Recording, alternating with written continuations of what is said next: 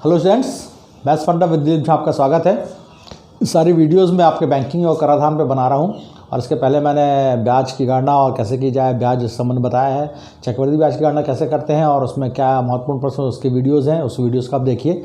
आज के टॉपिक में हम बैंकिंग एवं कराधान और क्या है बैंकिंग इसको बस करूँगा। कर मतलब टैक्स किस लेना और बैंकिंग क्या है। तो बैंकिंग जो बैंक हमारे आप आसानी जानते हैं कि बहुत तरह के विभिन्न बैंक हैं जिनको हम नेशनलाइज्ड बैंक या राष्ट्रीयकृत बैंक कहते हैं। उनमें हम कोई भी नागरिक अपनी राशि जमा कर सकता है और उसको ब्याज मिलता है। हम बैंकों से लोन भी लेते हैं जो हमको ज़्यादा उसमें दर पे मिलता है। ये बहुत साधारण सा फंडा आपको समझना चाहिए कि बैंक जो आपको ब्याज दर देता है या जो आपके जमा पर ब्याज देता है वो कम रहता है। जब आप उसी बैंक से लोन लेने जाते हैं तो वो थोड़ा ज़्यादा रहता है। तो निश्चित तौर पर बैंक की जो इनकम होती है वो यही डिफरेंस होती है। यदि आपको 8% ब्याज दे रहा है लेकिन जब आप लोन लेने जाओगे तो आपको 13% में देगा ब्याज या 10% में देगा। तो ये जो डिफरेंस होता है 2% 4% का, यही बैंक का इनकम सोर्स बनता है यहाँ पर और उसके आधार पर वो आपको लोन देता है, उससे आप प्राप्त करता है और आप अपना काम करते हैं और उसको बाद में रिटर्न करते हैं। तो यहाँ पर जो एक पॉइंट मैंने दिया है कि कोई भी नागरिक अपनी बचत को बैंक को जमा कर सकता है। एक्चुअली बैंकिंग कहाँ शुरू होती है? यहीं से कि कोई भी नागरिक अपनी बचत को बैंक को जमा कर सकता है जिस पर उसे ब्याज मिलता है। जमा करने का पर्पस ये है कि हम इसको उपयोग नहीं कर रहे हैं, मनी को यूटिलाइज नहीं कर पा रहे हैं तो हम उसको जमा कर देंगे। पर जो व्यापारी होते हैं वो उसको लोन लेते हैं या उस पैसे को लेते हैं तो उसको बिजनेस में लगाते हैं और उसको यूटिलाइज करते हैं, उपयोग करते हैं, उसको दुगना करते हैं या 3 गुना करते हैं या बढ़ाते हैं पैसे को और फिर उससे लाभ उठाते हैं, अपने बिजनेस को व्यापार को आगे बढ़ाते हैं। तो ये बैंकिंग का सबसे पहला पार्ट है कि आपका कोई राशि जमा होना चाहिए। जो कॉर्पस इकट्ठा होगा बैंक में वो वहाँ पर दूसरों को देने के काम आएगा। तो ये जमा जो होता है, अब इसमें जमा करने में हमको अकाउंट ओपन करना पड़ता है किसी बैंकिंग में। तो अकाउंट ओपन करने के लिए आपके फॉर्मेट होते हैं बैंक में, फॉर्म भरना, इसको हम KYC भी कहते हैं। तो KYC एक्चुअली क्या है? Know your customer. KYC means know your customers है। तो बैंक जो KYC भरता है उसमें बहुत सारे आपको आधार कार्ड, पहचान पत्र, चीज़ें, सर्टिफिकेट्स, ये सब जमा करने पड़ती है, फ़ोटोज़, हस्ताक्षर, उससे आपका अकाउंट बनता है। आपका एक बैंक एक आपको अर्थराइज्ड बुक देता है जिसको हम कहते हैं पासबुक कहते हैं, जो कि आपकी एक अर्थराइज्ड बुक होती है जिसमें आप एंट्रीज कराते हैं। तो खाते भी खोलते हैं। तो खाते में भी आपके क्या होते हैं? 3 तरह के खाते खोल सकते हैं। अभी हम खाते की बात करें, अकाउंट खुल रहा है तो अकाउंट ओपन होता है वो 3 प्रकार का हो सकता है। एक तो आपका साधारण खाता खुलता है जिसको अपन सेविंग अकाउंट्स कहते हैं। दूसरा आवर्ती जमा खाता होता है जिसको अपन उसमें कहते हैं। दूसरा होता है फिर सावधि जमा खाता होता है जिसको हम फिक्स्ड डिपॉजिट कहते हैं यहाँ पर, है ना। ये 3 तरह के खाते हो जाते हैं, साधारण खाता, आवर्ती जमा खाता और सावधि जमा खाता।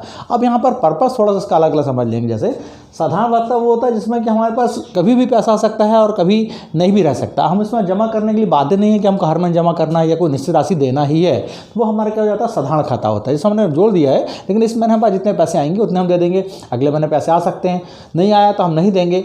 और यदि तीसरे महीने ज़्यादा पैसा आ गया तो हम उसको और ज़्यादा पैसे दे सकते हैं। तो साधारण खाता है, इसमें कोई बाउंडेशन नहीं होता। मैंने यहाँ पर इसकी डेफिनेशन में अलग अलग भी दिया है। आवर्ती जमा खाता ऐसा होता है जिसमें आवर्त है, आवर्त शब्द का मतलब आवर्ती जमा।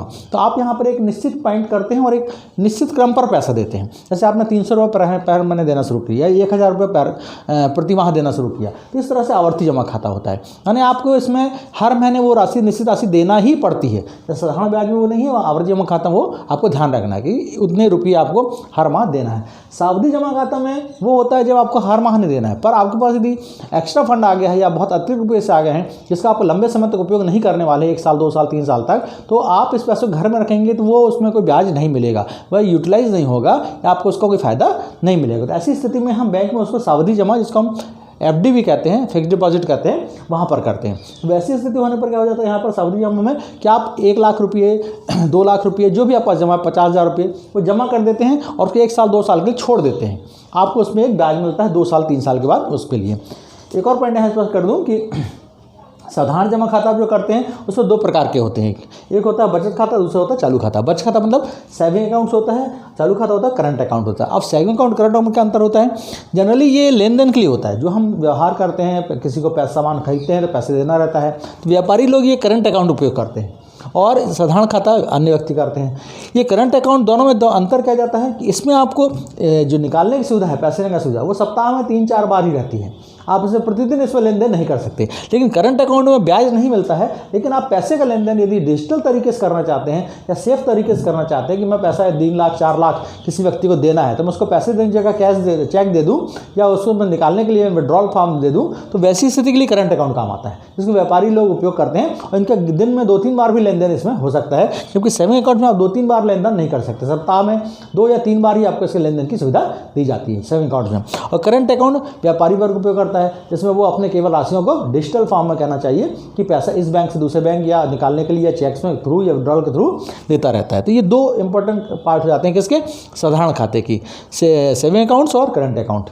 अब इस पार्ट आप आइए यहाँ पर कि साधारण खाता जो है उसके पार्ट क्या हैं और आवर्ती जमा के क्या हैं और सावधि जमा खाता के, मैं तीनों को कंपेयर करूँगा यहाँ पर।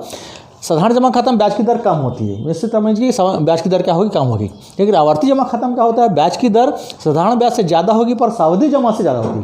सावधि जमा ये है, तो सावधि जमा जो होता है जो उसको FD कहते हैं, उससे ज़्यादा उससे थोड़ा कम होगी, लेकिन साधारण ब्याज से क्या होगी, ज़्यादा होगी। किसमें, आवर्ती जमा खाता में। और यहीं पर यदि अपन सावधि जमा खाता को देखेंगे, इसमें ब्याज की दर अधिकतम होती है, मतलब इसमें अधिकतम आपको ब्याज मिलेगा। क्यों, क्योंकि बैंक यहाँ पर जानता है कि आप इस राशि को 1 साल 2 साल 3 साल के लिए FD किया है, मतलब 3 साल तक इस राशि को वापस नहीं मांगेगी, ये माना जाता है। उस राशि को किसी भी व्यापारी को, किसी भी अन्य व्यक्ति को लोन के रूप में दे सकता है, माना बैंक इसको अधिकतम समय तक उपयोग कर सकता है। लेकिन साधारण ब्याज वाला जो है यहाँ पर खाता है, इसमें वो उस राशि का उपयोग नहीं कर सकता, क्योंकि हो सकता है कि आप इस महीने जमा किए और 3 महीने बाद ही अपनी राशि निकालने आ सकते हैं। तो यदि आपने 1 लाख रुपए जमा किया है लेकिन उसकी कोई सिक्योरिटी नहीं है कि कब तक आप रखेंगे, अगले महीने में उस पैसा को निकाल सकते हैं, इसलिए इसमें ब्याज की दर कम होती है। और बैंक में श्योर नहीं रहता है कि आप उस पैसे का हम कैसे उपयोग करें, क्योंकि सामने वाला व्यक्ति जो जमा किया है, जो ग्राहक जमा किया है, उस पैसे को कभी भी निकाल सकता है, इसलिए इसमें ब्याज की दर कम होती है। और सावधि जमा खाता में ब्याज की दर अधिकतम क्यों होती है, क्योंकि इस बैंक को मालूम होता है कि इतने निश्चित राशि तक इस धनराशि का उपयोग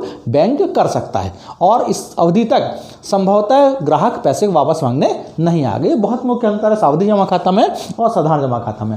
आवर्ती जमा खाता, इन दोनों के बीच में क्या आ जाता है, यदि कोई व्यक्ति इतना अमीर नहीं है कि एक साथ 1 लाख 2 लाख 3 लाख रुपये जमा नहीं कर सकता है, तो ऐसी स्थिति में उसके पास 1000 2000 1500 3000 रुपये हर महीने या 500 800 रुपये हर महीने बच रहे हैं, शेष बच रहे हैं, वो जोड़ना चाहता है, तो वैसी स्थिति वो निश्चित 500 का 600 का 1000 रुपये का एक निश्चित अमाउंट का बना सकता है, उसको हर महीने जमा कर सकता है। 1 साल के लिए, 2 साल के लिए, 4 साल के लिए कर सकता है, और 4 साल उसके अकाउंट में अच्छा खासे कार्पस इकट्ठा हो जाएगा।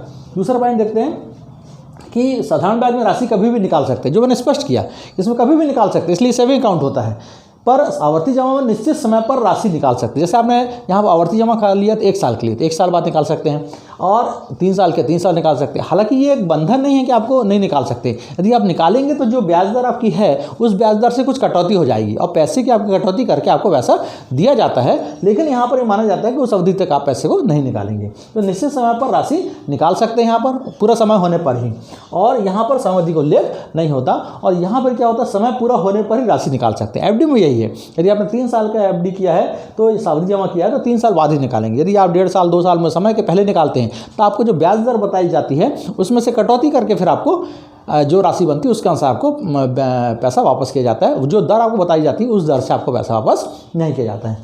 तीसरा पॉइंट यहाँ पर आते हैं कि समावधि का इसमें उल्लेख नहीं रहता है, कोई समय सीमा नहीं रहती, कभी निकाल सकते हैं। यहाँ पर समावधि का उल्लेख रहता है। आपने आवर्ती जमा खाता कितने 1 साल 2 साल 3 साल के लिए खोला है, 8 महीने के लिए भी खोल सकते हैं आप। यहाँ पर निश्चित समावधि होती है। FDs आप करते हैं 1 साल के लिए, 2 साल के लिए, 3 साल के लिए, 2 साल तक के लिए अलग रहती है, 3 साल के लिए ब्याज दर अलग होती है, 5 साल के लिए आप करना चाहते हैं तो ब्याज दर अलग हो जाती है। तो अलग अलग समावधि के लिए अलग ब्याज दर यहाँ पर सावधि जमा खाता में होती है। फिर यहाँ पर एक पॉइंट आता है कि समावधि का उल्लेख इसमें रहता है, तो इसमें जो आवर्ती जमा खाता है उसको परिपक्वता समय कहते हैं, यानी मैच्योरिटी टाइम कहते हैं, और ये मैच्योरिटी अमाउंट कहलाता है, इसको परिपक्वता वाला धन कहते हैं।